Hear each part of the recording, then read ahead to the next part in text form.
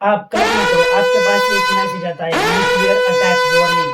आपके पास केवल 10 मिनट है। नैप भाग सकते हैं, नैप छिप सकते हैं। केवल और केवल 10 मिनट में पूरा शहर तबाह हो सकता है। लेकिन असली सवाल, अगर न्यूक्लियर वॉर हुई तो कौन सा देश ऐसा होगा जो बच जाएगा और कौन सा देश ऐसा होगा जो सभी देशों को नुकसान सबसे ज्यादा पहुंचाएगा। इसमें एक सच्चाई है जो कोई आपको नहीं बताएगा, पर आपको इस वीडियो में सब कुछ पता चलेगा। दुनिया में आज लगभग 12,000 न्यूक्लियर वेपन है। इसमें से एक अगर न्यूक्लियर बॉम्ब किसी शहर पर गिर जाए तो वो पूरा शहर तबाह हो सकता है। कुछ ही मिनटों में लाखों लोग मारे जा सकते हैं। तो ये है एक न्यूक्लियर बम की पावर। हिरोशिमा और नागासाकी पर जो बम गिराए गए थे वो आज से लगभग 10 से 20 गुना कमजोर थे, और आज के न्यूक्लियर वेपन्स पूरे देश को खत्म करने का मादा रखते हैं। एक मॉडर्न न्यूक्लियर बम जब फटता है तो उसका तापमान सूरज से भी अधिक हो जाता है। उसकी शॉक वेव्स 20 से 30 किलोमीटर तक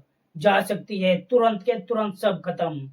रेडिएशन लाखों लोगों को आने वाले कई सालों तक मारता रहेगा। न्यूक्लियर विंटर जो कि कई सालों तक इस दुनिया में अंधेरा कर देगी। उसमें ठंड और अंधेरा पूरी तरह बढ़ जाएगा क्योंकि सूरज की किरणें पृथ्वी तक नहीं पहुंचेगी। साफ मतलब है कि न्यूक्लियर वॉर, दुनिया खत्म। अगर हम बात करें किस देश के पास सबसे ज्यादा बम है तो उसमें नंबर 1 पर रसिया बैठा है, नंबर दूसरे पर अमेरिका और कई कंट्री पर न्यूक्लियर बम है जिसमें इंडिया भी शामिल है। पर इसमें जो सबसे ज्यादा बम है वो दो देशों के पास है, रसिया और अमेरिका। ये दुनिया का 90% न्यूक्लियर वेपन अपने पास रखते हैं। अगर इन दोनों के बीच न्यूक्लियर वॉर हुई तो ये दोनों इस दुनिया को अंत की कगार पर ले आएंगे। अगर हम बात करें कि कौन सा देश इस वर्ल्ड पर सबसे ज्यादा प्रभाव डालेगा तो वो होगा रसिया, और चाइना इस लिस्ट में आगे बढ़ता ही जा रहा है। ऐसा भी हो सकता है वो कुछ सालों के अंदर ही टॉप पर आ जाए, क्योंकि जितनी फास्ट वो ग्रो हो रहा है शायद ही कोई देश वेपन्स के मामले में ग्रो कर रहा हो। चाइना वेपन्स ही नहीं अपनी स्ट्रक्चर और जीडी को भी बहुत तेजी से बढ़ा रहा है। अगर किसी कारणवश इन तीनों के ही रसिया, अमेरिका और चाइना की लड़ाई हो गई तो ये पूरा वर्ल्ड कम से कम 70% खत्म हो जाएगा। कम से कम बता रहा हूँ, इससे अधिक ही होगा। 70% वर्ल्ड खत्म होने का मतलब है 70% पॉपुलेशन का अंत। अब सबसे बड़ा सवाल, आखिर न्यूक्लियर वेपन्स वॉर में कौन बचेगा? एक्सपर्ट के अनुसार ये कुछ देश है जो इस वॉर में सुरक्षित बच सकते हैं या कुछ हद तक सेफ रह सकते हैं। बाकी इफेक्ट तो हर किसी कंट्री पर पड़ेगा, चाहे वो अमेज़न के जंगलों के बीच में उपस्थित क्यों न हो, जिसमें New Zealand, Australia, Iceland, Greenland, Antarctica. यहाँ पॉपुलेशन नहीं है इसलिए यहाँ पर कोई वेपन्स का इस्तेमाल नहीं करेगा। साउथ अमेरिका के कुछ हिस्से जैसे अर्जेंटीना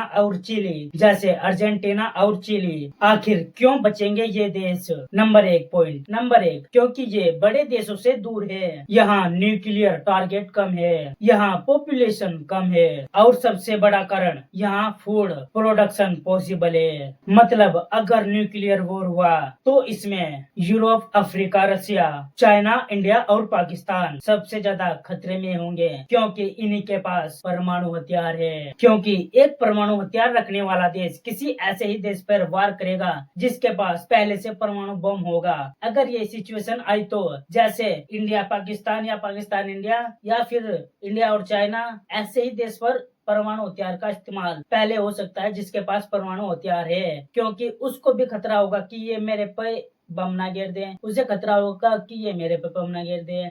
तो इसी वजह से कारण आएगा कि सबसे पहले वही देश मिट सकते हैं जिनके पास परमाणु हथियार है। आखिर इस वॉर में इंडिया का क्या होगा, कितना नुकसान होगा? अगर न्यूक्लियर वॉर इंडिया और पाकिस्तान के बीच हुआ, 10 से 12 बड़े शहर खत्म, 5 से 10 करोड़ लोग मर सकते हैं। इसके बाद रेडिएशन से भी लाखों लोग मरेंगे, खेती खत्म, अब भूख से भी लोग मरेंगे लाखों लोग, और इस वेपन्स की वॉर के हत्थे चढ़ जाएंगे। किसी भी देश की इकोनॉमी वो नहीं रहेगी जो फिलहाल है। मतलब इकोनॉमी डेड। जो युद्ध जीतेगा वो भी युद्ध हार जाएगा, क्योंकि उसको फिर शुरू से शुरू करना पड़ेगा। अगर हम इस वॉर की सबसे खतरनाक सच्चाई देखें तो न्यूक्लियर वॉर में लोग बॉम्ब से कम भूख, ठंड और बीमारी से ज्यादा मारे जाते हैं। इसे कहते हैं न्यूक्लियर विंटर। सूरज की रोशनी रुक जाएगी, पूरी दुनिया में ठंड बढ़ जाएगी, फसलें नहीं उगेगी। इसका परिणाम ये होगा कि 1 से 2 अरब लोग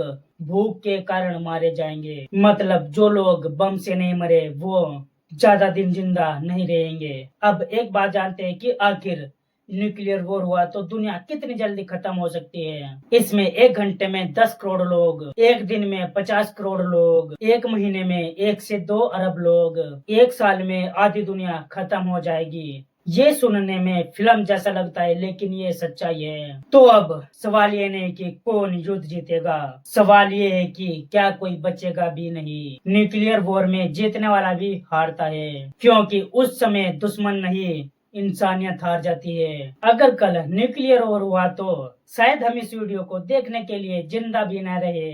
अगर न्यूक्लियर वॉर हुआ, आपको पता चला कि 10 दिन बाद न्यूक्लियर वॉर है, तो आप उन 10 दिनों में क्या करेंगे, ये कमेंट में जरूर लिखना।